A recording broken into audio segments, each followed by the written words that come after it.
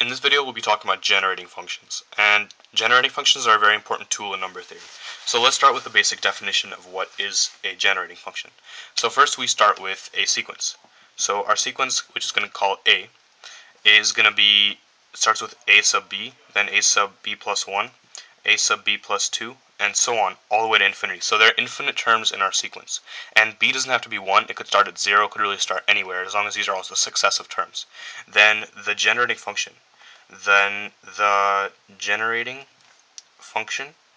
for A is given by the sum from when n equals b to when n is infinity, a sub n, x to the n. So that's the definition, and let's do an example to solidify our definition. So let's say our function, or sequence rather, is just made up of all ones. So that to infinity they're just all ones. Then by the definition of the generating function, this is from n equals b to infinity, a sub n, x to the n. Remember, our a sub n in this case, they're all just 1, so we can just get rid of that. And then if we let our first term be a sub 0, then we're going to say n equals 0 to n equals infinity. So essentially it's going to be x to the 0 plus x to the 1 plus x to the 2 all the way to infinity. Now this is a very special case because we know that this is actually an geometric series because each term is received by multiplying the previous term by x. So the common ratio equals x, and the first term happens to be 1, which is x to the power of 0. So we can use the infinite geometric sum formula, which is 1 over 1 minus x. So now we know that the generating function for that sequence is given by 1 over 1 minus x.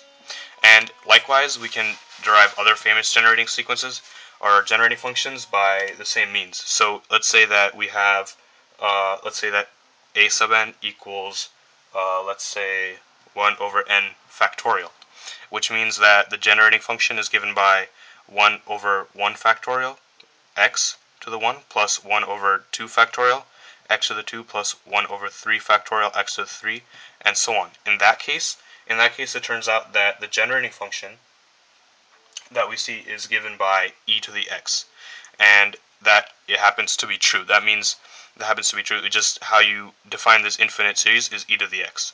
That is one of the definitions of e to the x. So that's how we do generating functions, and we can do a few examples, but they're going to involve calculus. So if you haven't taken calculus, you might want to stop the video here and look at some other videos, because you might not understand this next part. So we'll do two examples. We're going to do first one is prove that x over 1 minus x squared is the generating function for the sequence a1 equals 1, a2 equals 2, so on. So an equals n. So how are we going to do this? Let's look at the function in question. So it's x over 1 minus x squared. So let's pull the x out. So that's going to be x times 1 over 1 minus x squared.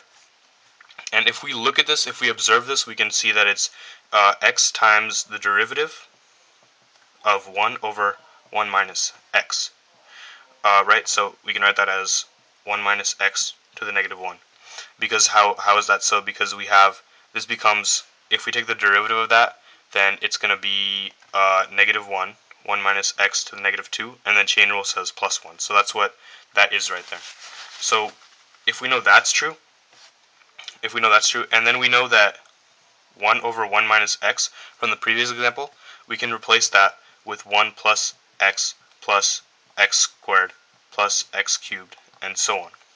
And if we take the derivative of each of these, then it's going to be derivatives 1 is 0, then this is 1 plus 2x plus 3x squared plus so on. So we're going to get x plus 2x squared plus 3x cubed plus and so on. And that is exactly that. Let me write it up here so everyone can see it. That is exactly, so it's x plus 2x squared plus 3x cubed plus and so on. And that is exactly what the sequence is defined, but when you have a of 1 equals 1, a sub 2 equals 2, a sub 3 equals 3, so on. a1, so 1x. So that's how you solve that problem. Now we'll solve a slightly more difficult problem, but it's not something that's outside what we can do.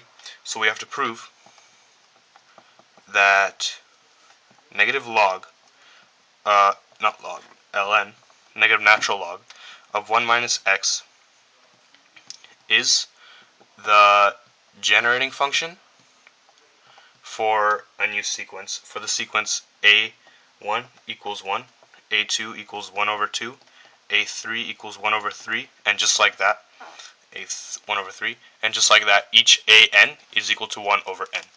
So how are we going to go about proving that? So let's look at, again, the function in question. So that is negative natural log of 1 minus x. What can we do with derivatives and integrals to try to figure this out? So we know that the derivative of this is given by 1 over 1 minus x, and that'll be positive because of the chain rule. So that's the derivative. Now, we see this pops up again, and this is very important to us because this is equal to 1 plus x squared plus, and so on. So we see that dx of our initial function is given by this. So if we integrate this, we'll go back to the original one, and if we integrate it, we'll get x plus 1/2 x squared plus 1/3 x cubed plus 1/4 x to the fourth, and so on. And that is essentially what's given when they tell us that a1 equals 1 over 1, a2 equals 1 over 2, a3 equals 1 over 3. That gives the function 1 over 1 x plus 1 over 2 x squared plus 1 over 3 x cubed, which is exactly what we got by differentiating and then integrating our perspective generating functions. So that holds as well.